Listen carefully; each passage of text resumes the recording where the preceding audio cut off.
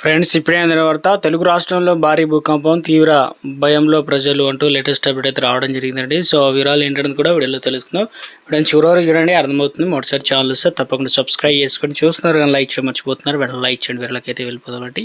ఆంధ్రప్రదేశ్లోని మన్యం ప్రాంతంలో శనివారం రాత్రి సుమారు 11:30 గంటలకు సమయంలో స్వల్ప భూ ప్రకంపనలు అయితే సంభవించినట్లు స్థానికులు అయితే తీవ్ర భయాందోళనకు గురి చేశారన్నమాట. అల్లూరి సీతారామరాజు జిల్లాలో అరకు వ్యాలీ, అదేవిధంగా పాడేరు, అదేవిధంగా పెదబయలు, అదేవిధంగా ఉకుంపేట వంటి ఏజెన్సీ ప్రాంతాల్లో సుమారు 30 సెకండ్ల పాటు భూమి కంపించడంతో గాఢ నిద్రలో ఉన్నటువంటి గిరిజనులు ఒకసారిగా ఉలిక్కిపడి ఇళ్ల నుంచి బయటకు పరుగులు తీశారన్నమాట. అరకు, పాడేరు ప్రాంతం సిస్మిక్ జోన్ పరిధిలో ఉండటంతో వల్ల అప్పుడప్పుడు ఇలాంటి చిన్న కంపనాలు సహజమేనని భూగర్భ నిపుణులు అయితే చెప్తున్నప్పటికీ ఈసారి భూకంప తీవ్రత చాలా ఎక్కువగా ఉందని చెప్పేసి స్థానికులు అయితే వాపోతున్నారు.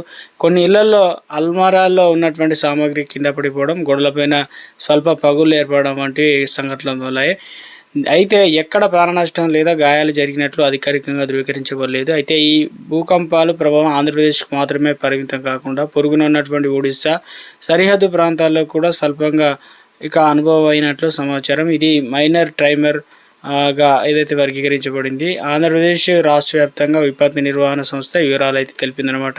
భూకంపాలు ఎందుకు వస్తాయనే దానిపైన national centre for the seismology ప్రకారం ఇందులో భూమి మనకు శాతం స్థిరంగా అనిపించినప్పటికీ దాని లోపల భాగం ఎప్పుడు కదులుతూనే ఉంటుంది.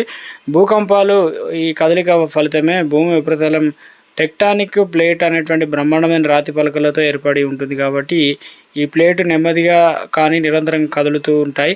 ఒక ప్లేటు మరొక ప్లేటుతో ఘర్షణ పడినప్పుడు, ఒకదానితో ఒకటి అడ్డుపడినప్పుడు, లేదా ఒకటి మరొకటి కింద జారినప్పుడు ఏదైతే ఒత్తిడి ఏర్పడుతుంది. ఈ ఒత్తిడి ఒక పరిమితి దాటిన తర్వాత ఆకస్మికంగా విడుదలవుతుంది అనమాట. ఆ విడుదలనే భూకంపం అన్నమాట. భూమి బయటికి పొరల లిస్పోరియర్ దాని కింద అస్తోనోఫియర్ అని కూడా పిలుస్తారన్నమాట. అస్తోనోఫియర్ ఏదైతే ఉందో అర్ధద్రవ స్థితిలో ఉండడం వల్ల పైన ఉన్నటువంటి టెక్టానిక్ ప్లేట్లు నెమ్మదిగా కదులుతాయి. భారతదేశంలో ఉన్నటువంటి ఇండియన్ ప్లేట్ల ఉత్తరం వైపు కదులుతూ యురేనియం ప్లేట్లతో ఘర్షణ పడుతుంది. ఈ ఘర్షణ వల్లనే హిమాలయాలు ఇప్పటికే దిగుతున్నాయి అన్నమాట. భారతదేశంలో అనేక ప్రాంతాల్లో భూకంపాలు అయితే సంభవిస్తున్నాయి. భూకంపాలు సాధారణంగా ఫాల్ట్ లైన్స్ ఏదైతే ఉన్నాయో వద్ద ఎక్కువగా జరుగుతాయి. భూమి లోపలి ఒత్తిడి ఈ ఫాల్ట్ వద్ద పెరుగుపోయి ఒకసారిగా విడుదలైనప్పుడు భూమి కంపిస్తుంది. ఈ కంపనాలు సిస్మోగ్రాఫ్ ద్వారా కొలుస్తారు. భూకంప తీవ్రతకు రియాక్టర్ స్కేల్తో కొలుస్తారు.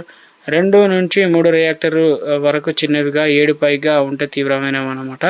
భారతదేశం సిస్మిక్ జోన్లుగా విభజించబడి ఉంది కాబట్టి హిమాలయ ప్రాంతం, నార్త్ ఈస్ట్, గుజరాత్, కచ్ కావచ్చు, అండమాన్ నికోబార్ వంటి ప్రాంతాల్లో జోన్ 5 అత్యంత తీవ్రమైనవిగా ఉంటాయి. తెలంగాణ, ఆంధ్రప్రదేశ్లో కొన్ని భాగాలు జోన్ 3గా కూడా ఉన్నాయన్నమాట.